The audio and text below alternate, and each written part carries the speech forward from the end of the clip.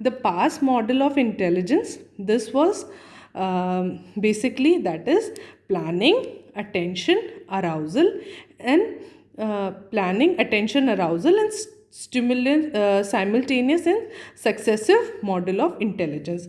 जो पास मॉडल है इसका जो पूरा नाम है वो क्या है? Planning, attention and arousal and simultaneous and successive model of intelligence. अब मैं आपको यहाँ पे एक चीज़ बताना चाहूँगी फ्रेंड्स कि जो पास मॉडल है उसमें बेसिकली सबसे पहले क्या चीज़ आती है? अटेंशन एंड अराउजल, उसके बाद में simultaneous and successive processing, then last में प्लानिंग. पर क्योंकि just to make students learn कि बच्चों को ध्यान में रखते हुए उन्होंने पास लिखा है, ठीक है. सॉरी, तो वो पास लिखने के कारण it becomes the first part is attention and arousal, simultaneous and successive, then it is planning. ठीक है. इसमें क्या होता है friends? This model was given by J.P. Das, Jack Naglieri and Kirby in 1994. ठीक है. अब इसमें क्या है? J.P. Das, Jack Naglieri and Kirby ने 1994 में ये पास मॉडल दिया था. दास और नेग्लरी ने एक बैटरी भी डेवलप करी है, that is cognitive assessment system. इसमें क्या होता है फ्रेंड्स कि 5 to 18 ईयर्स के बच्चों को उनका कॉग्निटिव डेवलपमेंट जानने के लिए, अपार्ट फ्रॉम देयर स्कूलिंग, ठीक है ना, उनके कॉग्निटिव मतलब डेवलपमेंट या कॉग्निटिव एक्सपेक्ट्स को जानने के लिए जो स्कूल के अलावा कितना बच्चों में डेवलप हो रहा है या कैसा है, तो उसको देखने के लिए बैटरी डेवलप करी थी फॉर 5 to 18 ईयर. तो ये जो हमारा पास मॉडल है ये भी information processing theories of intelligence के अंदर ही आता है. अब जो इसमें क्या बताया गया है कि कोई भी इंटेलेक्चुअल एक्टिविटी होती है, इंटेलेक्चुअल एक्टिविटी मतलब जो कि हमारे इंटेलिजेंस से डील करती है, उसमें क्या होता है कि 3 फैक्टर्स बहुत इंपॉर्टेंट होते हैं, that is attention arousal, coding processing and then is planning. ठीक है. और ये जो अटेंशन अराउजल है, कोडिंग प्रोसेसिंग है और ये प्लानिंग है, ये तीनों क्या होते हैं? इंटरडिपेंडेंट होते हैं. ठीक है. तो इनको हम दूसरे एक और नाम से जानते हैं, that is functional units of brain. क्या किस नाम से जानते हैं? That these intellectual activity is interdependent, that is attention arousal, coding processing, planning, and these are known by the functional unit of brain. ठीक है. तो इसके अंदर कैसे प्रोसेस होता है? सबसे पहले हम बात करेंगे अराउजल एंड अटेंशन की. जब भी हम कोई इन्फॉर्मेशन को देखते हैं तो सबसे पहले हमारे को उस चीज़ को अपने नोटिफिकेशन या हमारे नोटिस में लाने के लिए एक ऑप्टिमल लेवल ऑफ अराउजल होना बहुत ज़रूरी है. कि आपके फोकस में कोई भी चीज़ तभी होगी वेन यू गेट अराउज, मतलब आप उसकी तरफ ध्यान दोगे. और वो ध्यान कब जाएगा? जब वो आपका अराउजल जो है ना तो ज़्यादा कम होगा ना ज़्यादा ज़्यादा होगा. तो when there is a optimal level of arousal you will attend a stimulus. ठीक है. अब क्या है? For example when you prepare for your exam, ठीक है, जब आपके एग्ज़ाम्स आ रहे हैं या आप एग्ज़ाम्स के लिए तैयारी कर रहे हैं तो एक अराउजल होगा, एक वो भी कैसा होना चाहिए? ऑप्टिमम लेवल, मतलब एक बेसिक लेवल का अराउजल होना ज़रूरी है ताकि आप आपके चैप्टर्स को ध्यान दे सको, उनको पढ़ सको, उन्हें याद कर सको और उनको रिवाइज कर सको. ठीक है. The next come that is simultaneous and successive processing. ठीक है. अब जब आपने अपनी पहले वाले मतलब आपके अटेंशन में चीज़ आप अराउज हो गए हैं उस चीज़ पे ध्यान देने के लिए और आप उसको देख रहे हैं और समझने की कोशिश कर रहे हैं, तो नेक्स्ट चीज़ जो आती है वो आती है हमारी साइमल्टेनियस एंड सक्सेसिव प्रोसेसिंग. इसके अंदर क्या होता है कि जब भी इंफॉर्मेशन जो आती है तो वो उस इन्फॉर्मेशन को इकट्ठा करने का या समझने का क्या तरीका होता है? 2 तरीका होता है. एक तो साइमल्टेनियस प्रोसेसिंग होती है, एक सक्सेसिव प्रोसेसिंग होती है.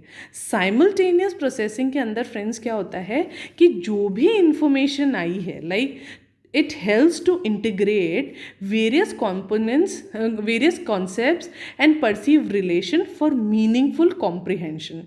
कि जो भी आपके पास में इंफॉर्मेशन आई है आप उसको कैसे इंटीग्रेट करोगे, जब आप उन सब को इकट्ठा करके उनके बीच में रिलेशन देखोगे और फिर उनसे एक मीनिंगफुल अंडरस्टैंडिंग डेवलप करोगे. ओके, आई होप आपको समझ में आ रहा है कि इसमें क्या होता है कि जब आपके पास इंफॉर्मेशन आती है तो आप कई सारे फैक्टर्स को इकट्ठा करते हो, उन कॉन्सेप्ट या फैक्टर्स में रिलेशन देखते हो और फिर उनमें एक मीनिंगफुल अंडरस्टैंडिंग डेवलप करते हो उस चीज़ को समझने के लिए. Now the next comes successive processing. Successive processing के अंदर क्या होता है friend, the processing involve that is remembering information serially. ठीक है, कि जो भी इंफॉर्मेशन आती है आप उसको सीरियल ऑर्डर में लर्न करते हो, that is recall of one leads to another. ठीक है, अब इसमें क्या होता है फ्रेंड्स कि आप एक चीज़ आई, फिर आप उस एक चीज़ से आपको दूसरी चीज़ रिकॉल होएगी, फिर तीसरी चीज़ रिकॉल होएगी. तो recall of one leads to another. Successive processing किसी भी चीज़ को समझने में आपको वन लीड्स टू अनदर, एक के बाद एक जब वो चीज़ आप प्रोसेस करोगे. फॉर एग्जांपल जब हम अल्फ़ाबेट्स लर्न करते हैं, टेबल्स लर्न करते हैं, तो इसमें जो प्रोसेसिंग होती है वो हमारी कैसी होती है, सक्सेसिव प्रोसेसिंग की जैसे. द नेक्स्ट इज़ जब हमारा अराउजल हो गया, अटेंशन हो गया, देन हमारा साइमल्टेनियस एंड सक्सेसिव प्रोसेसिंग हो गया, तो उसके बाद में जो लास्ट स्टेज है that is planning. This planning is a very important step, क्योंकि जब आप चीज़ को एक्चुअल में एग्जीक्यूट करोगे तो यहाँ पे उस प्लानिंग का रोल बहुत इम्पॉर्टेंट होता है. ठीक है, इसमें क्या होता है कि यहाँ पे जब इंडिविजुअल के पास में इंफॉर्मेशन आई, उसने अटेंड करा, उसे प्रोसेस करा, process in a form of simultaneous and successive processing. अब उसको वो क्या करेगा कि पॉसिबल कोर्स ऑफ एक्शन वो क्या बनाएगा, प्लान बनाएगा कि मैं इन तरीके से अपनी जो भी मेरे को गोल है उसको मैं ऐसे ऐसे रीच कर सकता हूँ या मैं उसको वहाँ पे ऐसे पहुँच सकता हूँ. तो वो क्या करेगा, पॉसिबल कोर्स ऑफ एक्शन बनाएगा, उनको इम्प्लीमेंट करेगा और वो ये देखेगा कि वो ढंग से इफ़ेक्टिव हैं या नहीं. इन अ सेंस कि जब आपने आपके सारे प्लानिंग कर ली है और जब उन आप स्ट्रैटेजीज़ को जब आपने इम्प्लीमेंट करा, उनको इम्प्लीमेंट करके आपने ये देखा कि जो भी मैंने अपने प्लानिंग के अनुसार उन स्ट्रैटेजीज़ को अप्लाई करा था वो कितनी इफ़ेक्टिव हुई है. अगर हमें लगता है कि वो प्लान जो हमने बनाया है वो ढंग से नहीं बना है या वो ढंग से इम्प्लीमेंट नहीं हुआ है या स्ट्रैटेजी सही नहीं थी, तो हम क्या करते हैं कि उस प्लान में चेंज करके अकॉर्डिंग टू द सिचुएशन और अ टास्क हम क्या करते हैं, उसमें चेंज करके उस चीज़ को समझने का या उस चीज़ को पाने का और भी अच्छा तरीका अपनाते हैं. फॉर एग्ज़ाम्पल जब आप exam, teacher is given a taking your exam, तो उसमें आप क्या करोगे, सबसे पहले आप क्या करोगे, you make a possible course of action. इसमें क्या होगा कि आप क्या करोगे कि सारे ये देखोगे कि मैं किस किस तरीके से पढ़ सकता हूँ, like from chapters, from your teacher. ठीक है, then there are some good material on net also. उसके बाद में इन सारे तरीक़ों से आपने क्या करा, एक प्लान बना के स्ट्रैटेजीज़ बनाई कि I will take a short test on myself, कि मैं एक देखूँगा कि एक शॉर्ट टेस्ट लेता हूँ खुद का और उसको आप खुद ही पे लागू करते हो. अगर आपको लगता है कि इससे मेरे को अपना चैप्टर अच्छे से लर्न हुआ है, then your planning was effective. अगर आपको लगता है कि वो जो आपने कोर्स ऑफ एक्शन या जो भी स्ट्रैटेजी बनाई थी उनको इम्प्लीमेंट करी तो वो इफ़ेक्टिव नहीं थी, तो आप अपने प्लान को मॉडिफाई करोगे और उसको क्या करोगे, सिचुएशन या टास्क के अकॉर्डिंग चेंज करके उसको और भी अच्छे से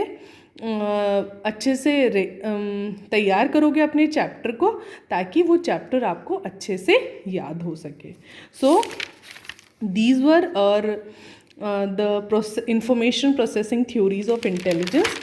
The cognitive theory the cognitive theory of process oriented theories of intelligence by पियाजे, वो मैंने आपको पहले के वीडियोस में बता चुकी हूँ. आज हमने लिया था स्टेनबर्ग का triarchic theory of intelligence. Then there was a Brewer theory of intelligence.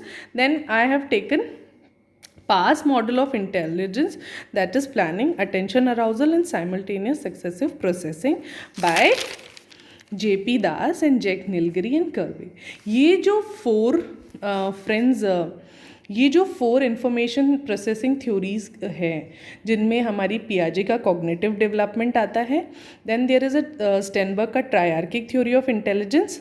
Then the Brewer theory of intelligence and the last is PASS model. ये जो चार थ्योरीज है इंफॉर्मेशन प्रोसेसिंग की, ये बहुत इंपॉर्टेंट है और आई होप आपको वीडियो पसंद आया होगा.